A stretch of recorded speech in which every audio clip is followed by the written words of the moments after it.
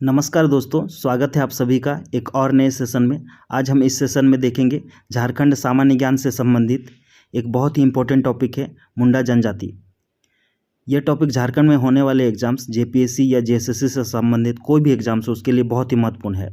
इस सेशन में हम देखेंगे मुंडा जनजाति से संबंधित जो इम्पोर्टेंट्स पॉइंट्स है उसको हम देखेंगे, जो एग्जाम्स के पॉइंट ऑफ व्यू से बहुत ही महत्वपूर्ण है। अगर आप चैनल पर नए हैं तो कृपया चैनल को सब्सक्राइब कर दीजिएगा तथा बेल बटन को प्रेस कर दीजिएगा। और वीडियो आपके लिए अगर मददगार हो और वीडियो अच्छा लगे तो इसे एक लाइक कर दीजिएगा तथा अपने दोस्तों को ज़्यादा से ज़्यादा इसे शेयर कर दीजिएगा। ठीक है दोस्तों, तो चलिए आगे हम देखते हैं मुंडा जनजाति से संबंधित जो इम्पोर्टेंट्स पॉइंट है उसको हम देखेंगे, जो एग्ज़ाम्स के पॉइंट ऑफ व्यू से बहुत ही महत्वपूर्ण है। ठीक है दोस्तों, ये देखिए, जनसंख्या की दृष्टि से अगर बोला जाए तो झारखंड की तीसरी सबसे बड़ी जनजाति है मुंडा जनजाति। ठीक है, जनसंख्या के दृष्टिकोण से तीसरी सबसे बड़ी जनजाति मुंडा जनजाति है। और प्रजातीय दृष्टि से मुंडा जनजाति को प्रोटो ऑस्ट्रोलॉइड की कैटेगरी यानी समूहों में रखा गया है। ये याद रखिएगा सारे पॉइंट्स को। मुंडा जनजाति झारखंड में कॉलेरियन समूह की एक सशक्त जनजाति है। क्या है? कॉलेरियन समूह की। ठीक है, किस समूह से आएंगे? कॉलेरियन समूह से और प्रोटो ऑस्ट्रोलॉइड। ठीक है, प्रोटो ऑस्ट्रोलॉइड प्रजातीय दृष्टि से प्रोटो ऑस्ट्रोलॉइड है। ठीक है, मुंडा जनजाति अपनी मूल भूमि तिब्बत को मानते हैं। ठीक है, याद रखिएगा दोस्तों, बहुत इंपॉर्टेंट है। मुंडा जनजाति अपनी मूल भूमि तिब्बत को मानते हैं। मुंडा जनजाति का मुख्य एवं प्रथम प्रशासकीय केंद्र सुतियाम्बे में था। ये जानते होंगे आप अगर पढ़े हैं। ठीक है, सुतियाम्बे में था। क्या? मादरा मुंडा जो थे उसी के वंशज, उसी से ही मुंडा जनजाति के यहाँ झारखंड में विस्तृत हुआ है। ठीक है, प्रशास जो नागवंशी राजा थे उसके जो उसका उत्पत्ति हुआ है वही मुंडा जनजाति से ही हुआ है। अब देखिए, मुंडा जनजाति के लोग स्वयं को होड़ोको कहते हैं। मुंडा जनजाति के लोग स्वयं को क्या कहते हैं? होड़ोको कहते हैं। मुंडा लोग अपनी जाति को होड़ो कहते हैं। मुंडा लोग अपनी जाति को होड़ो कहते हैं। अगला है, मुंडा जनजाति को कोल के नाम से भी जाना जाता है। मुंडा जनजाति को कोल के नाम से जाना जाता है। मुंडा जनजाति के लोग मुंडारी भाषा बोलते हैं।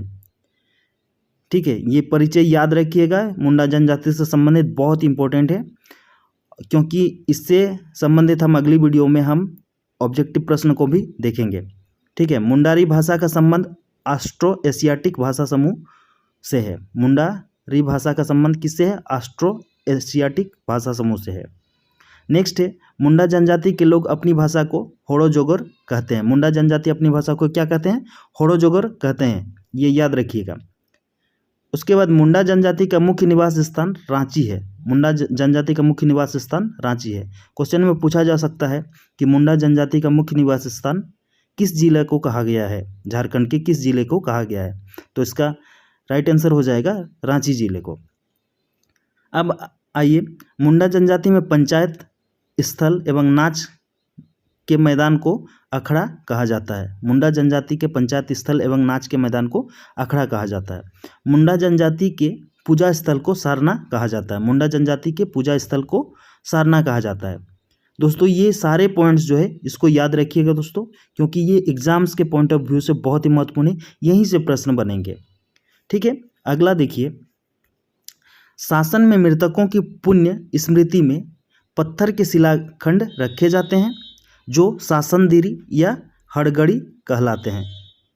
ये बहुत इंपॉर्टेंट पॉइंट है 15 नंबर का, इसको याद रखिएगा। शासन में मृतकों की पुण्य स्मृति में पत्थर के शिलाखंड रखे जाते हैं जो शासनदिरी एवं हड़गड़ी कहते हैं। नेक्स्ट पॉइंट है, मुंडा जनजाति के शासन में जुगटोपा समारोह के साथ मृतक व्यक्ति की हड्डियां गाड़ी जाती है। ठीक है, मृतक व्यक्ति की हड्डियां गाड़ी जाती है जुगटोपा समारोह में। ये याद रखिएगा, बहुत इंपॉर्टेंट पॉइंट्स है। नेक्स्ट पॉइंट्स है, मुंडा जनजाति के युवा गृह को गीतियोड़ा के नाम से जाना जाता है। इससे प्रश्न बनते ही है कि मुंडा जनजाति के युवा गृह को किस नाम से जाना जाता है? तो गीतियोड़ा के नाम से जाना जाता है। मुंडा गांव में प्रायः 3 टोले होते हैं। मुंडा गांव का प्रधान मुखिया या मुंडा हाथू मुंडा कहलाता है। ठीक है, मुंडा गांव का प्रधान मुखिया मुंडा या हाथू मुंडा के नाम से जाना जाता है। ठीक है, नेक्स्ट है, मुंडा गांव का धार्मिक प्रधान पाहन कहलाता है। मुंडा गांव का धार्मिक प्रधान क्या कहलाता है? पाहन कहलाता है। दोस्तों ये पॉइंट्स याद रखिएगा, बहुत ही इंपॉर्टेंट है। पाहन का सहायक पुजार या पनभरा कहलाता है। पाहन का सहायक पुजार या पनभरा कहलाता है।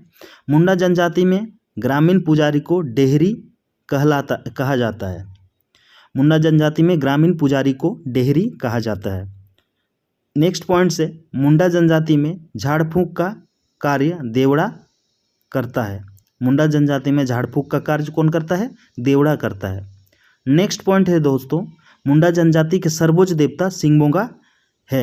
इससे संबंधित प्रश्न जेपीएससी में पूछा गया था।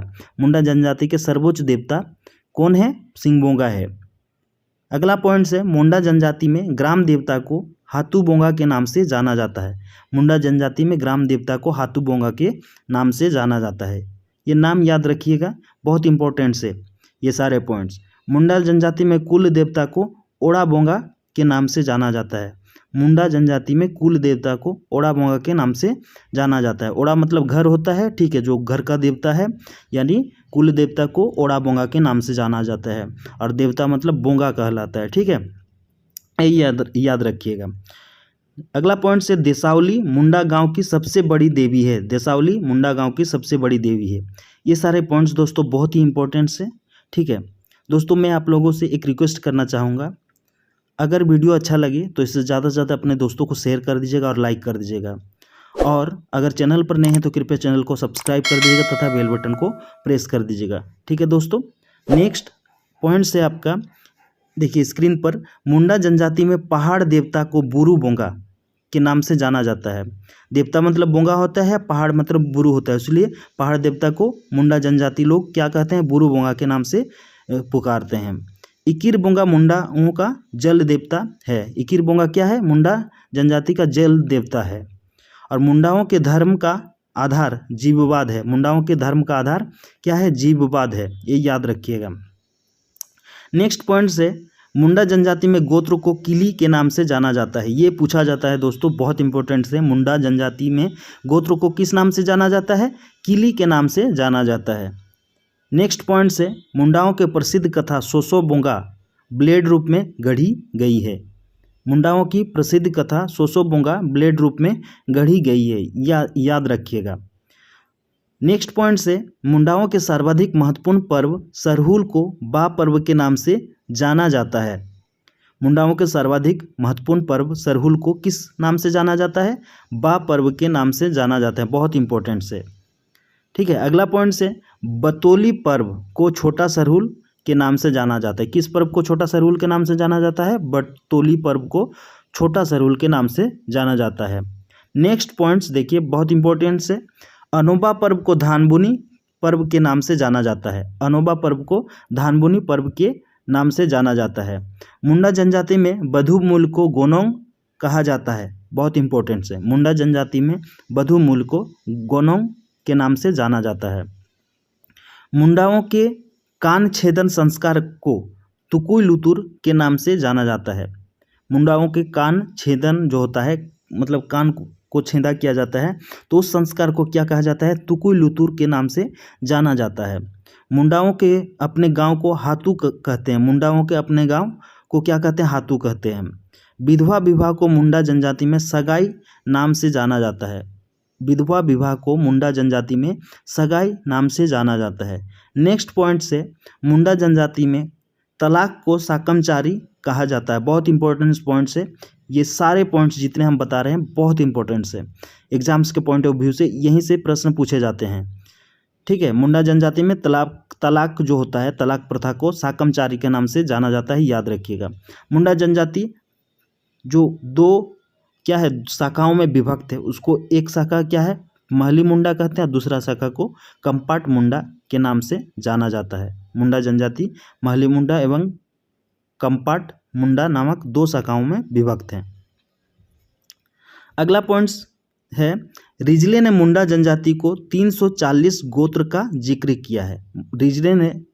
रिजले जो एक लेखक हैं, ठीक है, जो रिसर्चर थे, मुंडा जनजाति के बारे में रिसर्च किए थे, तो रिजले ने मुंडा जनजाति के 340 गोत्रों का जिक्र किया, ठीक है। किसने किया 340 गोत्रों का? रिजले ने। नेक्स्ट पॉइंट है सोमा सिंह मुंडा ने अपने संक्षिप्त मोनोग्राफ मुंडा में मुंडा जनजाति की 13 उपशाखाओं की चर्चा की है।